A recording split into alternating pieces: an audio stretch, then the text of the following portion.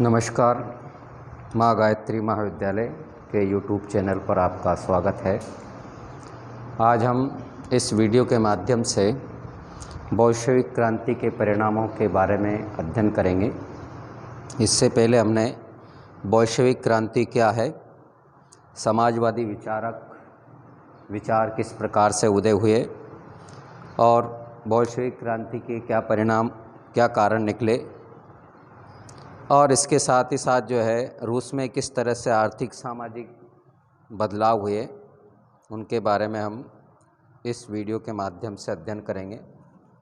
क्रांति के परिणाम, बोल्शेविक क्रांति के क्या परिणाम निकले। भाई, बोल्शेविक क्रांति से जो है रूस का राजनीतिक, सामाजिक, आर्थिक क्षेत्र में काफ़ी परिवर्तन हुए और विश्व के अनेक देशों को जो है इस क्रांति ने प्रभावित किया है। अब राजनीतिक परिणाम में क्या परिणाम सामने आए हैं। राजनीतिक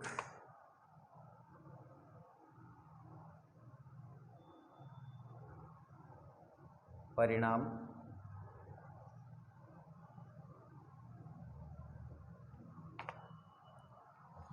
राजनीतिक परिणाम के अंतर्गत राजतंत्र के स्थान पर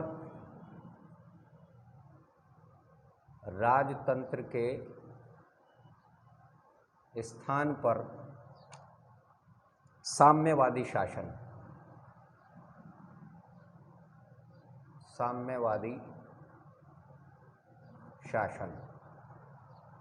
राजतंत्र के स्थान पर साम्यवादी शासन की स्थापना हुई रूस में। इस क्रांति से रूस में 3 शताब्दियों से चला आ रहा है राजवंश शासन। और राजवंश कौन सा था? वो था रोमनोव राजवंश। ये था रोमनोव राजवंश।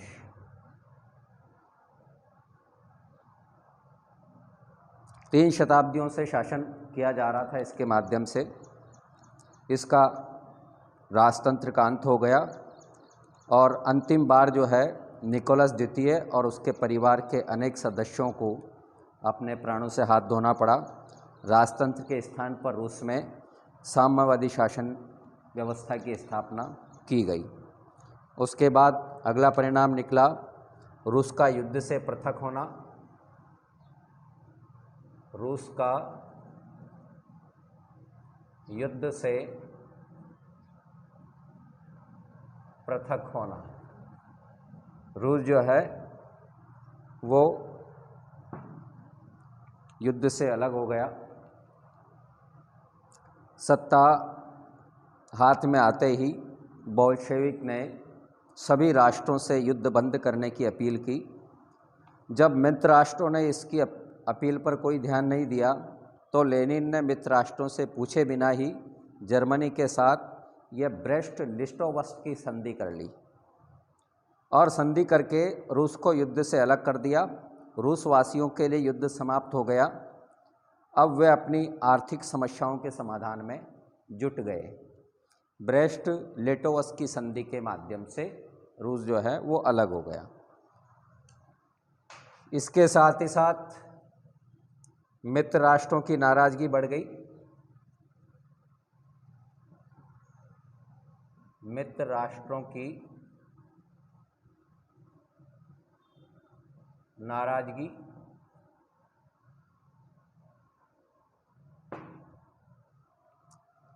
जब लेनिन ने जो है मित्र राष्ट्रों से पूछे बिना जर्मनी के साथ संधि कर ली तो मित्र राष्ट्र जो है वो नाराज हो गए इससे, क्योंकि पूर्वी मोर्चे से निश्चिंत होकर के जर्मनी को अपनी संपूर्ण शक्ति का मित्र राष्ट्रों के विरुद्ध पश्चिमी मोर्चे का उपयोग करने का अवसर मिल गया। और यदि इस नाजुक समय पर अमेरिका उनकी तरफ से युद्ध में सम्मिलित नहीं हुआ होता तो मित्र राष्ट्रों को जीता हुआ युद्ध खो देना पड़ता। बोल्शेविकों के इस कार्य ने मित्र राष्ट्रों को बोल्शेविक सरकार का विरोधी बना दिया और उन्होंने भी जो है साम्यवादियों का तख्ता पलटने पर तख्ता पलटने में कोई कसर बाकी नहीं छोड़ी। इसके अलावा रूस का विश्व शक्ति के रूप में उदय, रूस का विश्व शक्ति के रूप में उदय,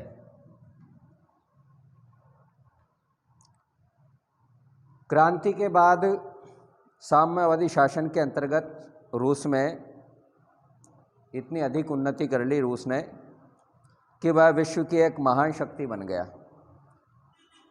इतिहासकार पियर्स ने भी इसके बारे में कहा है कि सोवियत रूस आधुनिक विश्व में एक सर्वाधिक शक्तिशाली था और सबसे महान राष्ट्र बनने लगा। इसके साथ ही साथ राष्ट्रीयता का विकास हुआ,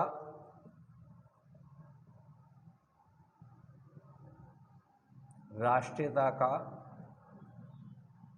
विकास।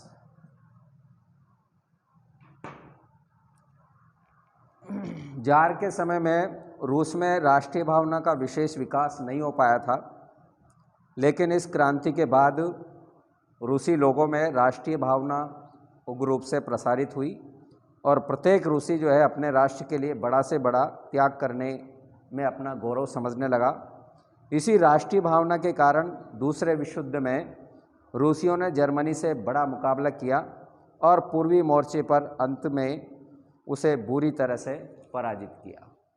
ये राष्ट्रीय भावना का ही कमाल था ये। और अगला परिणाम है साम्यवाद का प्रसार हुआ रूस के माध्यम से। साम्यवाद का प्रसार, आधुनिक विश्व में ये साम्यवाद का प्रादुर्भाव और प्रसार जो है इसी क्रांति की देन है, बोल्शेविक क्रांति की। इस क्रांति के द्वारा ही कार्ल मार्क्स के विचार वो प्रसारित हुए। लेकिन युद्ध में जो है साम्यवाद का प्रभुत्व लगभग समाप्त होने को आया और फिर भी जो है अनेक देशों में आज भी साम्यवाद एक महत्वपूर्ण राजनीतिक ताकत है और पश्चिम के देश इस साम्यवाद से भयभीत हैं। इसके अलावा पराधीन राष्ट्रों में नव चेतना का संचार किया इसने। पराधीन, इस क्रांति के माध्यम से पराधीन राष्ट्रों में नव चेतना का संचार इस क्रांति के माध्यम से हुआ। 1917 की रूसी क्रांति ने एशिया अफ्रीका के जो पराधीन देश थे उनको ज़्यादा प्रभावित किया। इस क्रांति ने पराधीन देशों के लोगों में राष्ट्रीयता का संचार कर उन्हें साम्राज्यवादी शक्तियों के विरुद्ध संघर्ष करने की प्रेरणा दी और ऐसे संघर्षों को सोवियत संघ ने अपना नैतिक समर्थन भी दिया। इससे प्रोत्साहित होकर के अनेक पराधीन जो देश थे, गुलाम जो देश थे, उन देशों के लोगों ने अपनी स्वतंत्रता प्राप्त करने के लिए राष्ट्रीय आंदोलन को और भी तेज किया। भारत का राष्ट्रीय आंदोलन ये भी जो है इसी क्रांति से प्रोत्साहित हुआ। यूरोप में तानाशाही शक्तियों का उदय,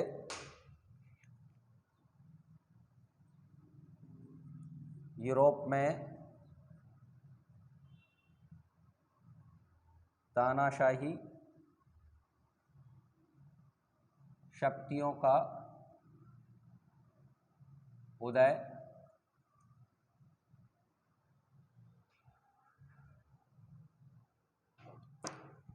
भाई पश्चिम के पूंजीवादी देशों ने साम्यवाद का जो प्रभाव बढ़ रहा था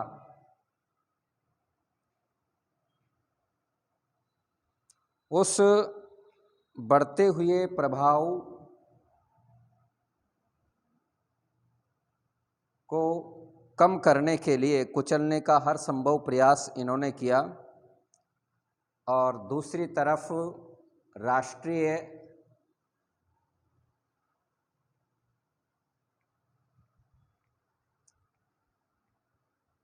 सोवियत सरकार ने पूंजीवादी ताकतों का डट कर के मुकाबला किया। पूंजीवाद और साम्यवाद के इस संघर्ष ने तानाशाही शक्तियों को पनपाने का अवसर मिला। मुसोलिनी के नेतृत्व में इटली में फासिस्टवाद और हिटलर के नेतृत्व में जर्मनी में नाजीवाद का उदय हुआ। प्रारंभ में स्थानीय पूंजीवादी और प्रतिक्रियावादी ताकतों ने साम्यवाद से भयभीत होकर के तानाशाहों को सहयोग और समर्थन दिया। बाद में पश्चिमी देशों ने साम्यवाद को रोकने की दृष्टि से तानाशाहों के प्रति तुष्टीकरण की नीति अपनाई। इससे तानाशाहों की शक्ति और हौसला वो बढ़ता गया और संसार को दूसरे महायुद्ध की तरफ धकेलते गए। ये था इसका राजनीतिक कारण। उसके बाद सामाजिक कारण, सामाजिक परिणाम।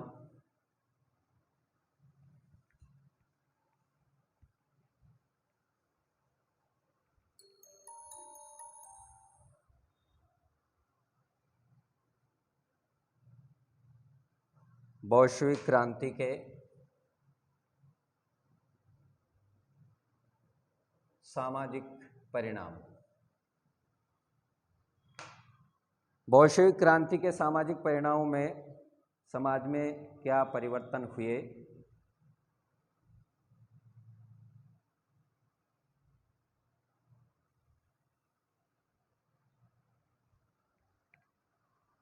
जिसमें समानता की भावना का उदय हुआ। समानता की भावना का उदय। सामाजिक असमानता इस क्रांति का एक प्रमुख कारण था। सामाजिक असमानता के कारण ही जो है ये क्रांति हुई थी। और क्रांति के बाद जो है रूस में एक नए समाज पनपा जो समानता की भावना पर आधारित था। पुरानी सामाजिक व्यवस्था समाप्त हो गई। पूंजीवादी, भूमिपति, धर्माचार्य, इन तत्वों का उन्मूलन कर दिया गया, समाप्त कर दिया गया। शासन सत्ता पर श्रमिक और कृषक वर्ग का प्रभुत्व कायम हो गया। जार के समय में असमानता के सभी जो अवशेष थे वो सभी नष्ट कर दिए गए। इसके साथ ही साथ शिक्षा का विकास हुआ। शिक्षा का विकास। क्रांति के बाद रूस में शिक्षा के क्षेत्र में काफ़ी विकास हुआ। जार के समय में शासन व्यवस्था में शिक्षा प्राप्ति का अधिकार और सुविधाएं जो है वो केवल कुछ ही परिवारों तक सीमित थी। लेकिन क्रांति के बाद सरकार ने शिक्षा का काम जो है अपने हाथ में ले लिया और निःशुल्क और अनिवार्य शिक्षा की व्यवस्था को लागू किया। परिणाम स्वरूप 1930 तक जो है रूस की 90% जनता वो शिक्षित हो गई। तीसरा परिणाम, स्त्रियों की स्थिति में सुधार हुआ। स्त्रियों की स्थिति में सुधार। इस क्रांति के फलस्वरूप रूस की स्त्रियों की स्थिति में क्रांतिकारी परिवर्तन आया। उनका कार्यक्षेत्र घर की चार दीवारियों तक सीमित नहीं रहा। अब वे जो है कारखाने, सरकारी कार्यालय, सेना में भी काम करने लगी। आर्थिक दृष्टि से वे आत्मनिर्भर बन गई। राजनीतिक क्षेत्र में पुरुषों के समान सक्रिय रूप से भाग लेने लगी। रूसी स्त्रियों की स्थिति में जो सुधार आया उसका प्रभाव जो है वो एशिया और अफ्रीका की स्त्रियों पर भी विशेष रूप से पड़ा। वे भी जो है राष्ट्रीय आंदोलन में सक्रिय होने लगी। उसके बाद आर्थिक परिणाम।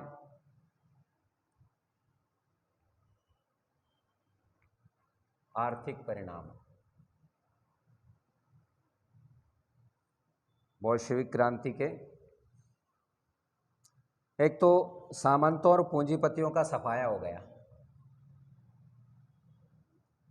सामंतों व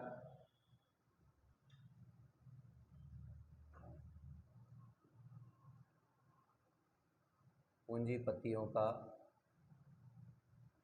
सफाया।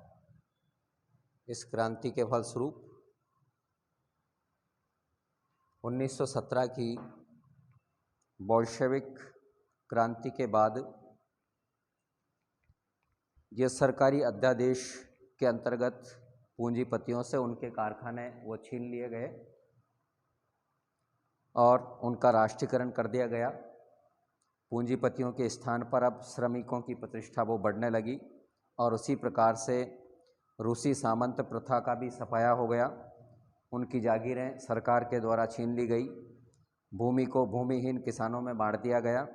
सामंत और पूंजीपतियों के सफाए से किसान मजदूर के शोषण समाप्त हो गया, क्योंकि क्रांति सभी प्रकार के विशेषाधिकारी को भी समाप्त कर दिया था क्रांति ने। इसके अलावा रोटी की समस्या का समाधान हुआ। रोटी की समस्या का समाधान 1917 की क्रांति का सूत्रपात जो है वो रोटी की समस्या को लेकर के हुआ था, और इसके समाधान की दिशा में पहला कदम हुआ रूस को महायुद्ध से अलग करने की दिशा में उठाया गया। इसके बाद सामंतों से भूमि छीन ली गई और उस भूमि को जो है भूमिहीन किसानों में बांट दिया गया। युद्ध के दौरान धन संपन्न लोग और मुनाफाखोर जो लोग थे, इनका बहुत बड़ी मात्रा में खाद्य सामग्री का स्टॉक जमा कर रखा था। बोल्शेविक सरकार ने इस प्रकार से जमा खाद्य सामग्री को जब्त करके और मजदूरों में बांट दिया। इसका परिणाम ये निकला कि खाद्य वस्तुओं के भाव में काफ़ी गिरावट आ गई और लोगों को अब भोजन की व्यवस्था की चिंता से राहत मिल गई। अगला, रूस का औद्योगिक विकास हुआ। रूस का औद्योगिक विकास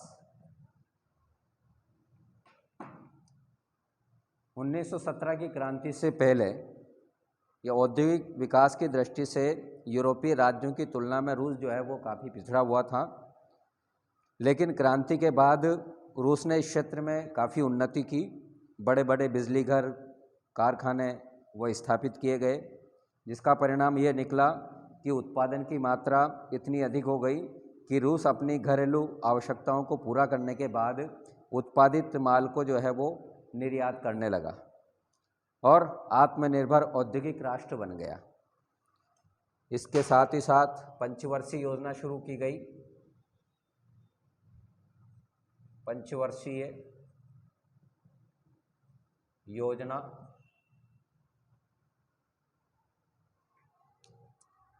लेनिन के आदि आर्थिक जो सुधार थे, इनमें रूसियों को राहत मिली, लेकिन वे अधिक उन्नति नहीं कर पाए। उनके बाद जो है स्टालिन, लेनिन के बाद स्टालिन ने रूस का आर्थिक नक्शा ही बदल दिया। उसने अपने समय में 2 पंचवर्षीय योजना चालू की स्टालिन ने, और उनमें रूस की जो है आशातीत सफलता मिली। परिणाम ये निकला कि रूस जो है वो विकसित राष्ट्रों की पंक्ति में शामिल हो गया। इसके साथ ही साथ वर्ग संघर्ष की समाप्ति, वर्ग संघर्ष की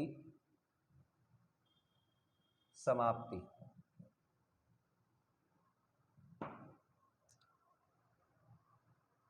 औद्योगिक विकास के साथ वर्ग संघर्ष बढ़ता गया। उद्योगपति श्रमिकों का अधिक से अधिक शोषण करने की सोचने लगे। श्रमिक वर्ग अधिक से अधिक पारिश्रमिक और सुविधाओं की मांग करता है।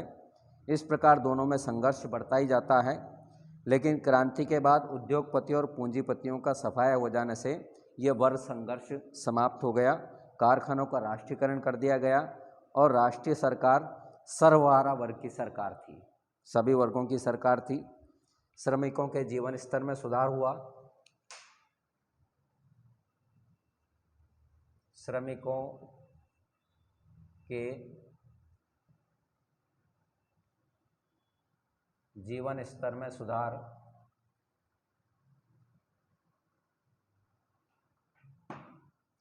सत्रह की क्रांति से पहले रूस का जो श्रमिक था वो उसकी स्थिति काफ़ी दयनीय थी। शासन और समाज में उसकी कोई मान सम्मान मर्यादा प्रतिष्ठा नहीं थी। उसे बहुत कम मजदूरी मिलती थी। गंदी बस्तियों में जानवरों की भांति जीवन बिताना पड़ता था। लेकिन क्रांति के बाद धीरे धीरे उसे अपने विकास के लिए आवश्यक साधन उपलब्ध होने लगे और उसका जीवन स्तर ऊंचा होने लगा। राजनीतिक अधिकारों की प्राप्ति हुई, इनको राजनीतिक अधिकार मिले। श्रमिक वर्ग की मान मर्यादा और प्रतिष्ठा को भी बढ़ाया। ये क्रांति के परिणाम। अब प्रभाव क्या हुए, क्या प्रभाव पड़े हैं इस क्रांति से?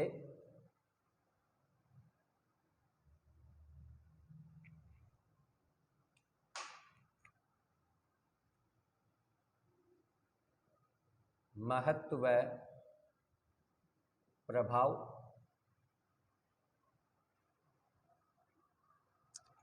उन्नीस 1917 में रूस में 2 क्रांतियां हुई। पहली मार्च में, जिसने जार के निरंकुश शासन के स्थान पर उदारवादी सिद्धांत के आधार पर प्रजातंत्र की स्थापना की, लेकिन यह प्रजातांत्रिक प्रयोग सफल नहीं हो पाया। और नवंबर में जो है फिर दूसरी क्रांति हुई, जिसे बोल्शेविक क्रांति कहा जाता है। इस बोल्शेविक क्रांति ने रूस में सर्वहारा वर्ग जो था, सर्वहारा वर्ग, इसका अधिनायक तंत्र स्थापित किया। बोल्शेविक क्रांति को मानव जाति के इतिहास में एक युगांतरकारी घटना माना जाता है। बोल्शेविक क्रांति के फलस्वरूप जो है विश्व में पहली बार यह मार्क्सवादी सिद्धांतों पर आधारित शासन व्यवस्था स्थापित की गई, जिसने रूस की राजनीतिक, सामाजिक और आर्थिक व्यवस्था में काफ़ी परिवर्तन किए। सामंतों, उद्योगपतियों, पूंजीपतियों को समाप्त कर दिया गया, उद्योगों का राष्ट्रीयकरण कर दिया गया, किसानों को उनकी आवश्यकता अनुसार भूमि प्रदान की गई। रूस के यह ऑर्थोडॉक्स चर्च, जो कि प्रतिक्रिया का गढ़ था, जो बंद करके और उसकी संपत्ति को जब्त कर लिया गया। जनता के अधिकारों का घोषणा पत्र प्रकाशित किया गया, जिसमें जातीय उत्पीड़न का अंत और रूस की सभी जातियों की समानता, सर्वसमता, आत्मनिर्णय के अधिकार और सभी जातियों और धार्मिक विशेषाधिकारों व प्रतिबंधों को समाप्त करने की घोषणा कर दी। बोल्शेविक शासन ने निजी लाभ की भावनाओं को समाप्त कर दिया और उच्च वर्ग द्वारा निम्न वर्ग के लोगों के शोषण का अंत कर दिया। इस परिवर्तन और सुधारों के फलस्वरूप रूस की प्रगति का मार्ग प्रशस्त हुआ और आगे चल कर के रूस एक विश्व शक्ति के रूप में सामने आया। लेनिन के नेतृत्व में बोल्शेविक दल, जो निरंकुश शासन, जिसे सर्वहारा वर्ग का अधिनायकत्व कहते हैं, स्थापित हुआ और इसके प्रभाव से कई देशों में निरंकुश सरकारों की स्थापना हुई। विश्व के कई देशों में साम्यवादी दलों की स्थापना हुई, जिन्हें रूस से निर्देशन और अनुदान प्राप्त होता था। हालांकि आश्चर्य की बात है कि लेनिन के सभी प्रमुख अनुयायी ये साम्यवादी आंदोलन के पक्ष में नहीं थे। रूस की बोल्शेविक क्रांति की सफलता से पराधीन देशों में साम्राज्यवादी विरोधी भावनाएं तीव्र होने लगी। एशिया और अफ्रीका के जो पराधीन देश थे, वहाँ के लोगों ने अपने अधिकारों, स्वतंत्रता की प्राप्ति के लिए वहाँ पर राष्ट्रीय आंदोलन तेज कर दिए। सोवियत सरकार ने इस प्रकार के आंदोलन को हमेशा अपना समर्थन प्रदान किया। बोल्शेविक क्रांति ने किसानों और मजदूरों की प्रतिष्ठा में वृद्धि की और उनके जीवन स्तर को उन्नत बनाया, सुख सुविधाएं प्रदान की उनको। फलस्वरूप दुनिया भर के मजदूरों में साम्यवादी विचार जो थे वो लोकप्रिय हो गए, जिससे पश्चिम के पूंजीवादी देश वो भयभीत होने लगे। साम्यवाद के बढ़ते प्रभाव को रोकने की दृष्टि से अब उन्होंने अपने अपने देश के मजदूरों की स्थिति को सुधारने के लिए भी कदम उठाए। राष्ट्रसंघ के तत्वाधान में अंतर्राष्ट्रीय श्रमिक संगठन की स्थापना की गई और इस संगठन के द्वारा संगठित मजदूरों की मांगों को संतुष्ट करने और अंतर्राष्ट्रीय श्रमिक समस्याओं को हल करने का प्रयास किया गया। और अंत में इस क्रांति ने एक ऐसे समाज और सरकार की घोषणा की जिसका आधार स्वरूप जो है वो बिल्कुल नया था। विश्व के अनेक देशों में ऐसे नए समाज की स्थापना का प्रयास प्रारंभ हुए। समाजवादी 20वीं शताब्दी के लोकतंत्र का मुख्य आधार बन गया और यहाँ तक कि तानाशाह और सेना नायक भी अपनी शासन व्यवस्था को समाजवाद के साथ जोड़ने लगे हैं। लेकिन इस क्रांति से क्रांतिकारी नेताओं की सभी आकांक्षाएं वो पूरी नहीं हो पाई। लेनिन को आशा थी कि रूसी क्रांति के बाद पश्चिमी यूरोप में भी क्रांति भड़क उठेगी, संपूर्ण यूरोप में सर्वहारा वर्ग का अधिनायकत्व स्थापित हो जाएगा। इस उद्देश्य की पूर्ति के लिए 1919 में यह कम्युनिस्ट इंटरनेशनल की स्थापना की गई थी, लेकिन पश्चिम के पूंजीवादी देशों ने अंतर्राष्ट्रीय साम्यवाद के विरुद्ध ऊंची ऊंची दीवारें खड़ी कर दी ताकि उनके देशों में साम्यवाद के रोगाणु वो प्रवेश नहीं कर पाए। स्वयं बोल्शेविक द्वारा शुद्ध साम्यवादी सिद्धांतों के आधार पर राजनीतिक और आर्थिक ढांचा तैयार करने का प्रयोग भी वो सफल नहीं हो पाया। फलस्वरूप परिस्थितियों के अनुसार उन्हें अपने सिद्धांतों में ही परिवर्तन करना पड़ा। ये इस प्रकार से जो है इस क्रांति के प्रभाव थे। इस प्रकार से ये हमारा चैप्टर समाजवादी विचारों का उदय और बोल्शेविक क्रांति ये समाप्त होता है। उसके बाद अगला चैप्टर आता है